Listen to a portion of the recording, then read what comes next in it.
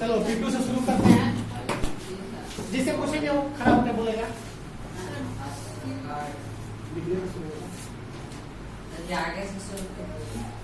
अच्छा, हमको जहां से मन करेगा वहां से पूछिए। सबसे पहला हम 2 पार्ट से क्वेश्चन कर रहे हैं। बिट्टू तुम ही बताओ, ईदगाह पाठ में किसी भी पात्र का नाम बताओ। मतलब ईदगाह पाठ में किस किस व्यक्ति का नाम आया हुआ है? बुक बंद करो। ईदगाह पाठ में किसी बच्चा का नाम आया हुआ था? बच्चा कहीं गया हुआ था? मेला गया था। ओके। और उसने क्या खरीदा था? पढ़ाया गया पाठ है। वह बच्चा चिमटा खरीदा था। उस बच्चे का नाम बता सकते हो? हमीद नाम है। उसकी दादी क्यों रो रही थी? कुछ भी बोलो। वो अकेला जा रहा था, इसलिए कि कैसे जाएगा ना जाएगा, दोस्तों के साथ किस तरह से होगा ना होगा। दूसरी बात यह थी कि उसके पास किसी को देने के लिए कुछ नहीं था, इसीलिए रो रही थी। तो बोलो जी।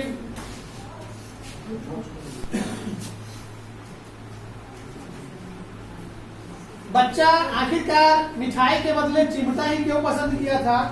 उसकी दादी के हाथ जलता है। यानी दादी खाना बनाती थी, रोटी बनाया करती थी तो हाथ जलता था। वह देखकर उस बच्चे को नहीं रहा गया और जो पैसा दिया गया उस पैसे से उसने मिठाई ना खरीद कर चिमटा खरीद लिया। देखो कितना दूर तक बच्चा सोचा कि अगर मिठाई किनेंगे तो आज खा जाएंगे, फिर मतलब कुछ भी नहीं होगा, लेकिन मेला है तो कुछ ऐसा ले जाए जिससे देखकर दादी खुश हो और दादी को कभी दुख ना हो। तो अपनी दादी के लिए ये करता है क्या? चिमटा खरीद कर लाता है। दादी देख कर रोती है कि पैसा भी दिए थे तो खाया नहीं, चिमटा खरीद कर लाया। चलो तो बोलो जी। कर्मवीर में यानी कर्मवीर पाठ में कर्मवीर की पहचान क्या होती है? कर्मवीर की पहचान क्या होती है? कर्मवीर काम करने वाले का पहचान क्या होता है? काम ही उसका पहचान है। दशरथ माझी का नाम सुना है? नहीं सुना है? संस्कृत में पढ़ा होगा दशरथ माझी का। पहाड़ को अकेला काट कर रास्ता बना दिए थे। अब सोचो कि एक व्यक्ति जब पहाड़ को काट कर रास्ता बना दे रहा तो उसका पहचान क्या बन गया? उस कर्मवीर की पहचान वह काम बन गया। पहाड़ को काट के रास्ता बनाया तो उसका वह पहचान बन गया। अपने आप को अगर कर्मवीर साबित करना होगा तो क्या करोगे? अपने आप को मान के चलो तुम्ही को अपने आप को कर्मवीर साबित करना होगा कि हम काम करने वाले हैं, तो क्या करोगे? जोर से बोलो। पंखा कर दो। काम करके दिखाना पड़ेगा। यानी कभी भी अपने आप को दिखाना। तुम्हारे घर के लोग कहते हैं कि कोई काम नहीं करता है, घर के लोगों के मुंह से अगर सुनना चाहते हो कि हम काम करते हैं तो क्या करना पड़ेगा? काम करना पड़ेगा। कोई भी काम करना पड़ेगा, बिना कहे करना पड़ेगा और अपने ध्यान में रखना होगा कि कौन कौन से काम हमको करना है। ओके। तो बोलो जी, तुमने बाल गोविंद भगत का पाठ पढ़ा था। बाल गोविंद भगत क्या थे? गृहस्थ रहते हुए भी क्या थे? साधु, कबीरपंथी के जैसा। साधु तो नहीं कहा जा सकता है, लेकिन उसी के प्रवृत्ति के। उनके कितने बच्चे थे? बच्चे को क्या हुआ था? सर मर गया। उसकी पत्नी क्या कर रही थी मरने के बाद? रो रही थी। मरने के बाद उस औरत का क्या हुआ? सर उसका मायके भेज दिया। किसने भेजा? बाल गोविंद भगत। बाल गोविंद भगत क्या सोचकर उसको मायके भेजे? इसका जीवन मतलब दूसरी शादी कर दिया जाए। जी सर। अगला मतलब बाल गोविंद भगत का क्या हुआ? अंत में बाल गोविंद भगत को क्या हुआ? सर मर गए। कैसे मरे? बाल गोविंद भगत की मृत्यु कैसे हुई? सर रोज गाना गाते थे और स्नान कर आकर, और उस दिन नहीं गाए इसलिए। नहीं गाए इसलिए नहीं, डेली जाया करते थे। उस दिन उनकी प्राण जाने से पहले ही छूट गई थी। लोगों ने सोचा कि आज आवाज नहीं आ रही है, गाना नहीं हो रहा है, नहीं बज रहा है, जाकर डफली नहीं बज रही है, तो जाकर देखा लोग, तब तक वो चल बसे थे, यानी चलते फिरते उनकी मृत्यु हो गई थी। ठंडा हो, बरसात हो, गर्मी हो, वही कपड़ा पहनते थे, अब ठीक वैसे ही डेली स्नान करने जाया करते थे तालाब पर। बाल गोविंद भगत ने रोने वालों से क्या कहा? तो मर गया, अब रोने से क्या फायदा, यानी आत्मा परमात्मा के साथ जा चुका है, मिल चुका है, यहाँ रोने से कोई फायदा नहीं है। अगर सारा लोग यह जान जाए कि एक दिन सब किसी को मरना है तो रोना ही बंद कर देगा लोग। लेकिन लोगों के मन में रहता है लोभ, लालच, हम जी रहे हैं, हम गलत कर रहे हैं, तो वो भी जीता तो गलत करता है। यहाँ तो सब कोई हरिश्चंद्र है नहीं। धरती पर अगर सारा कोई हरिश्चंद्र हो जाएगा तो यह धरती स्वर्ग से भी बढ़ के हो जाएगा।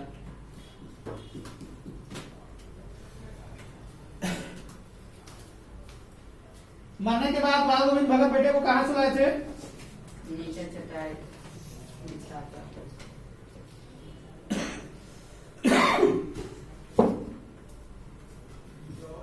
चुल्लू भर पानी का अर्थ क्या होता है? चुल्लू पर पानी में डूबूंगा। चुल्लू भर पानी का अर्थ यानी कि जिंदगी थोड़ी सी है, यहाँ पे हो जाएगी। चुल्लू भर की जिंदगी है, थोड़ी सी की जिंदगी है। 50-60 साल हम लोग जीते हैं, वह जिंदगी नहीं है। उतना ही में कुछ करके जाना होता है, अगर नहीं करते हैं तो कोई नाम नहीं लेता है। चलो तुम बोलो जी। हुंड्रू कहाँ है? हुंड्रू पढ़ाए थे। जल पड़ता।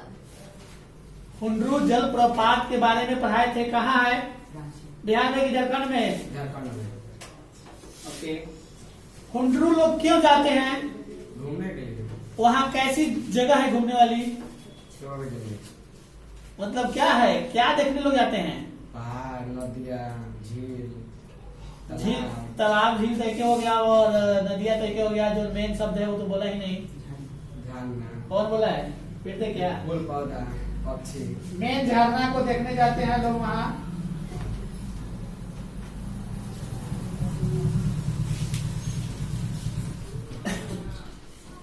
कितनी फुट ऊंचा है जी झरना? लगभग 243। 243। झरने से पानी जब गिरता है तो कैसा लगता है?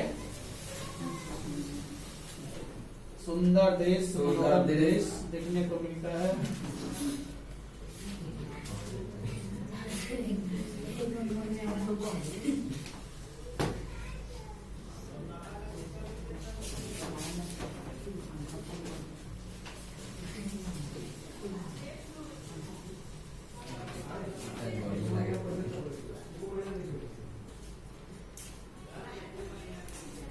बैठो, तुम बोलो। ठेस कहानी, ठेस जो पाठ है इसमें कौन मेन पात्र है? ठेस पाठ का मेन पात्र कौन है? नाम सुना है? बताने वाले को से पिटा जाएगा, किताब खत्म हो गया है। इसमें मेन कौन है जी? ठेस पाठ का मुख्य पात्र कौन है? डेली आएगा तब तो जानेगा। डेली आता है? नहीं आता है। ठेस पाठ पढ़ाए थे जी? इसका मुख्य पात्र कौन है? सिरचंद किसके यहाँ काम कर रहा था? सिरचंद किसके यहाँ काम कर रहा था? जा, किसी को नहीं पता। खेत में काम करता। थप्पड़ खाएगी क्या? किसके यहाँ काम कर रहा था? बुआ के यहाँ। मतलब गांव की एक अच्छा व्यक्ति था, वहाँ एक लड़की आई हुई थी, उस घर मतलब शादी हो गया था उसका, कोलकाता में वो आई हुई थी अपने घर, तो उसको ये बुआ कहता था, बुआ के घर काम करता था। और सिरचंद को लोग कामचोर क्यों कहते थे? कोई बोलो, सिरचंद को कामचोर क्यों कहा जाता था? बेकार था, उसके ऐसा कोई कलाकार हुआ ही नहीं, तो बेकार कैसे हो गया जी? सिरचंद को लोग इसलिए कामचोर समझते थे कि सब लोग जाकर खेत में कुछ काम कर लिया होता था, तब हाथ हिलाते हुए जाता था और धीरे धीरे काम करता था और खाने को ज्यादा चाहिए, मतलब चटोर था। लालची चटोर था, खाने में चटोर था, इसलिए उसको कामचोर कहा गया। सिरचन को क्या ज्यादा पसंद था जी? भुला गया सब।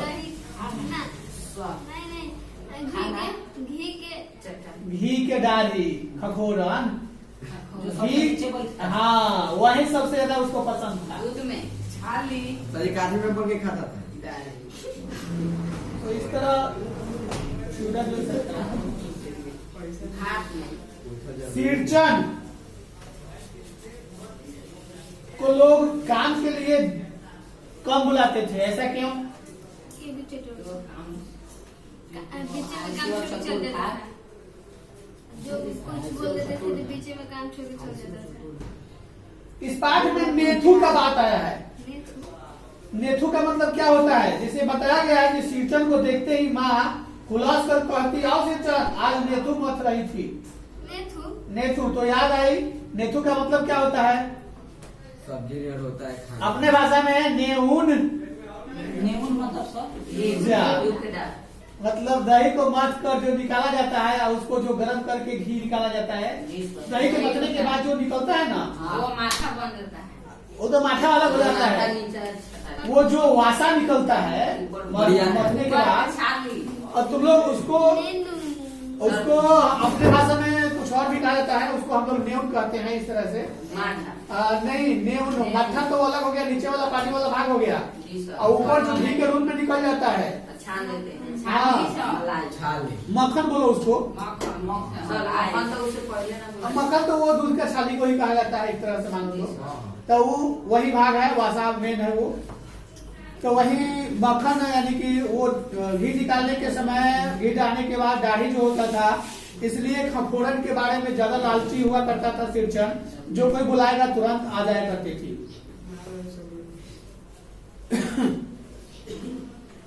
सिरचन का काम कैसा था जी? मतलब काम कैसा करता था? खराब कि अच्छा? अच्छा।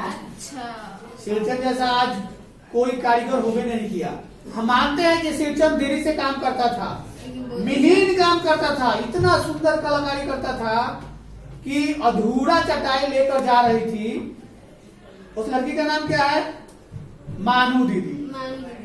तो वह लड़की अपने घर लेके गई थी, एक बार कुछ बना के दिया था, तो वहां के लोग खूब पसंद किए थे, और फिर लेके जा रही थी अधूरा चीक चटाई, और पैर पोछने वाला भी था। मतलब इस तरह से पूरा बना के तो अधूरा बनाकर छोड़ दिया था। आखिरकार सिरचन ने अधूरा काम क्यों छोड़ा था? क्योंकि उसकी चाची ने कुछ चाची बोली थी कि भाभी बोली थी? क्या बोली थी भाभी? पान के साथ जर्दा का डिमांड किया था। तो वही बोली, यानी कि मानू ने उसको दिया था पान। पान उसको देने के लिए नहीं बोला गया था, कोई मेहमान आया था उसको देने के लिए बोला गया था। तो मानू ने इसको भी बढ़ा दिया। अगर मान लीजिए चलो तुम्हारे घर कोई काम करने वाला आए और कोई मेहमान आए, तो मेहमान को चाय दोगे तो काम करने वाले को नहीं दोगे? यहाँ इंसानियत नहीं मरा है, वो जिंदा है, इसलिए उसको भी दे दिया जाता है। तो उसको भी पान दे दिया गया। तो गमकोबर डिबिया से जर्दा का डिमांड किया। इस बात को लेकर भाभी ने कुछ ऐसे अपशब्द बोल दिए चटोर कहीं का, तो उससे वो नाराज हो गया। जितना काम किया था बहाना बनाकर उतना अधूरा काम छोड़ के बोला कि फिर कभी आकर कर देंगे। कल नहीं बोला, फिर कभी का मतलब कि कभी नहीं। तो अधूरा काम छोड़ के गया, तो फिर नहीं आया।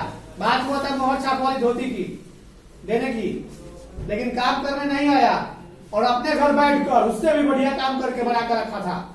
मानू जिस दिन जा रही थी ना, अपने से जाकर ट्रेन में चढ़ के उसको दिया। मानू देख कर रोते रह गई।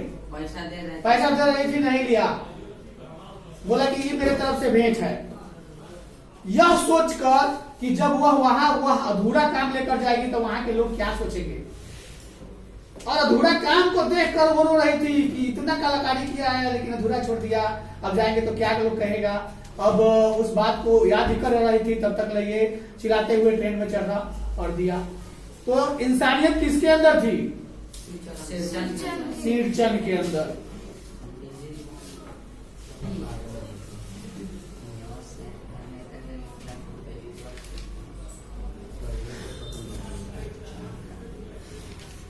कुछ भी याद है कि नहीं?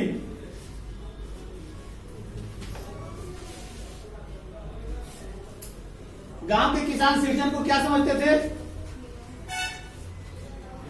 कामचोर।